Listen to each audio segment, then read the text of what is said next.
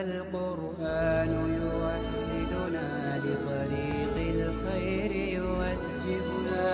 الله تعالى أنزله ورسول الله معلم. بسم اللہ الرحمن الرحیم. والضبط اور ضبط صدر، ان میں سے ایک ہے ضبط صدر. وهو أن يثبت ما سمعه بحيث يتمكن من استحضاره متى شاء. اور ضبط صدر یہ ہے کہ وہ یاد کرے، محفوظ کرے اس حدیث کو جس کو اس نے سنا ہے، بحیث اس طور پر یتمکن من استحضاره متى شاء کہ وہ قادر ہو اس کو بیان کرنے پر جب چاہے.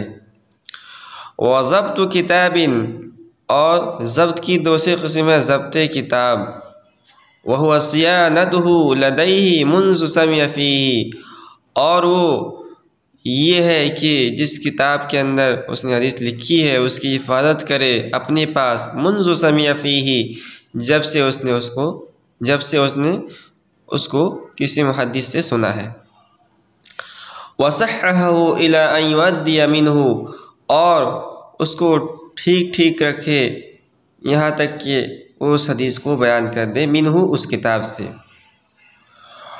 کہہ رہے وقید بالتام، اور اس کو تام کے ساتھ مقید کیا گیا ہے، اشارۃ الی الرتبۃ العلیٰ فی ذالک، اشارہ کرنے کے لیے اس سلسلے میں اس کے بلند مرتبے کی طرف. تو بات یہ چل رہی تھی کہ ایک صحیح حدیث ہونے کے لیے، صحیح حدیث یعنی محدثین کی اصطلاح میں صحیح، یہ صحیح غلط کے مقابلے میں نہیں ہے، یعنی حدیث صحیح، محدثین جسے اپنے اصطلاح میں حدیث صحیح کہتے ہیں، جو حدیث حسن یا حدیث ضعیف کے مقابلے میں ہے. تو اس حدیث صحیح ہونے کے لیے 5 شرطیں ہیں. کسی بھی حدیث کے محدثین کی اصطلاح میں صحیح ہونے کے لیے اس کے اندر 5 شرطیں پائی جانی چاہیے، جن میں سے ایک شرط یہ ہے کہ راوی عادل ہو. اور عدل کا کیا مطلب ہے یہ صاحب کتاب نے بیان کر دیا. دوسری شرط یہ تھی کہ راوی ضابط ہو،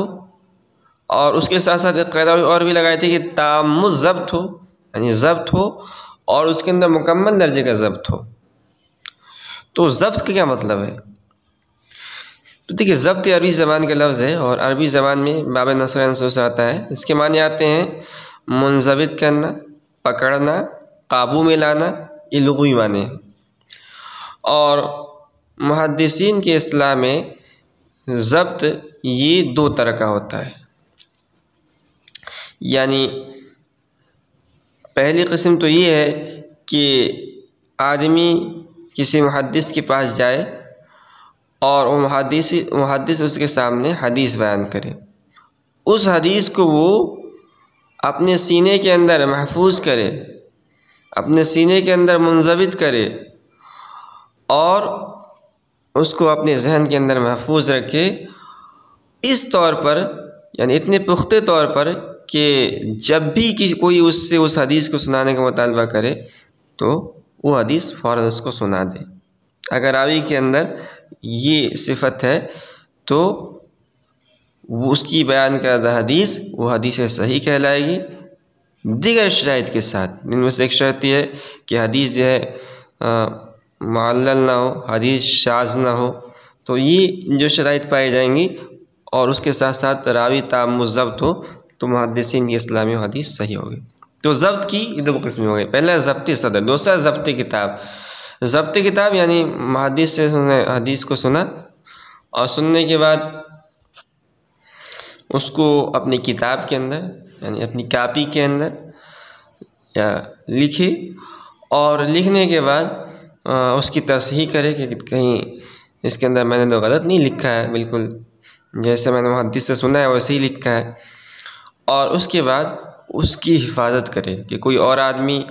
اس کے اندر آ کر کسی الفاظ کو بدل نہ دے، کسی الفاظ کو کاٹ کر دوسرا الفاظ نہ لکھ دے. تو اس کتاب کی، اس کاپی کی حفاظت کرے یہاں تک کہ اس کو اپنے تلامذہ کے سامنے حدیث کو بیان کر دے. بات یہاں پھر ہوئی. ضبط کی 2 قسمیں. اب شارح خود کہہ رہے ہیں کہ محدثین جو یہ قید لگاتے ہیں، یعنی محدثین تو یہ بھی کہہ سکتے تھے،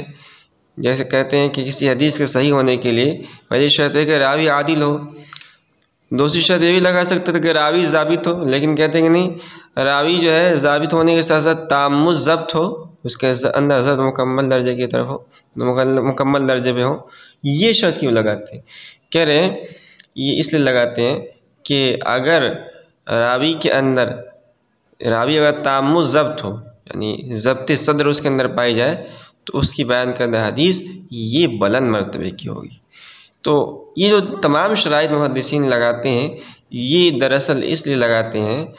لگانے کا مقصد یہ ہوتا ہے کہ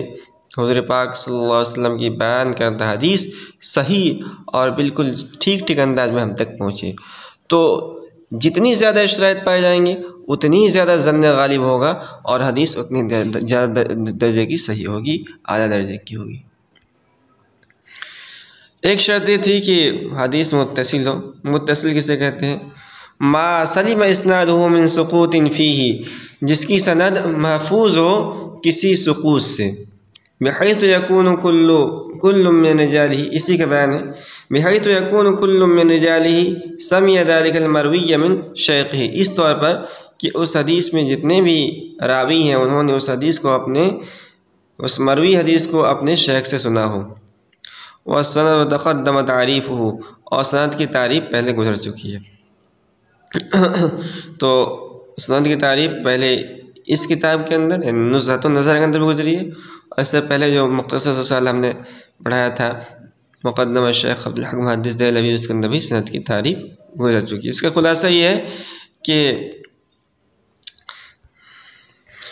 السند طریق الحدیث، کہ سند یہ حدیث کے طرق کا نام ہے۔ والمعلل لغۃ ما فیہ علت، معلل بھی ہے کہ حدیث معلل ہے۔ معلل کیا مطلب ہے؟ تو کہہ رہے کہ لغت میں معلل اسے کہتے ہیں جس کے اندر کوئی علت ہو، کوئی بیماری ہو، کوئی کمی ہو۔ واصطلاحا ما فیہ علت خفیۃ قادحۃ، اور محدثین کے اصطلاح میں حدیث معلل اس کو حدیث کو کہتے ہیں جس کے اندر کوئی ایسی پوشیدہ علت ہو، قادحۃ، جو حدیث کے اندر عیب پیدا کرنے والی ہو۔ تو کبھی کبھی ایسا ہوتا ہے کہ حدیث کی سند دیکھیں تو حدیث کی سند بالکل ٹھیک ہوتی ہے، اس کے راوی عادل ہوتے ہیں، ضابط ہوتے ہیں، حدیث متصل ہوتی ہے، اور حدیث کا متن دیکھیں تو حدیث کا متن بھی بالکل ٹھیک ٹھاک معلوم ہوتا ہے، لیکن اس کے باوجود متن اور سند کے صحیح ہونے کے باوجود اس حدیث کے اندر کوئی ایسی پوشیدہ علت ہوتی ہے جو اس حدیث کو صحیح درجے سے نکال کے غیر صحیح تک پہنچا دیتی ہے، اور اس کو جو ہے بہت بڑے جو محدث ہوتے ہیں، حاذق محدث، وہی سمجھ سکتے ہیں۔ حدیث کے صحیح ہونے کے لیے پانچویں کی شرط یہ تھی کہ حدیث شاذ نہ ہو۔ شاذ کسے کہتے ہیں؟ والشاذ لغتاً، اور شاذ لغت کے اندر المنفرد، الگ کو کہتے ہیں، جو جماعت سے الگ ہو جائے۔ حدیث کے اندر ہے من شذ شذ فی النار، تو لغت میں شاذ کہتے ہیں الگ ہونے والے کو۔ واصطلاحاً، اور محدثین کے اصطلاح میں کہتے ہیں شاذ، حدیث شاذ ما یخالف فیہ راوی من هو ارجح منہ، اس حدیث کو کہ جس کے اندر راوی مخالفت کرے من هو ارجح منہ، اس راوی کی جو اس سے زیادہ راجح ہو۔ یعنی ایک حدیث ہے اور اس کو ایک راوی ایک طریقے سے روایت کر رہا ہے، اور اس کے اندر جو قبولیت کی صفات ہیں جیسے عدل ہے، ضبط ہے، وہ اعلیٰ درجے کی ہے، اور ایک دوسرا راوی ہے ایک حدیث کو بیان کرتا ہے اور اس کو وہ دوسرے طریقے سے بیان کرتا ہے،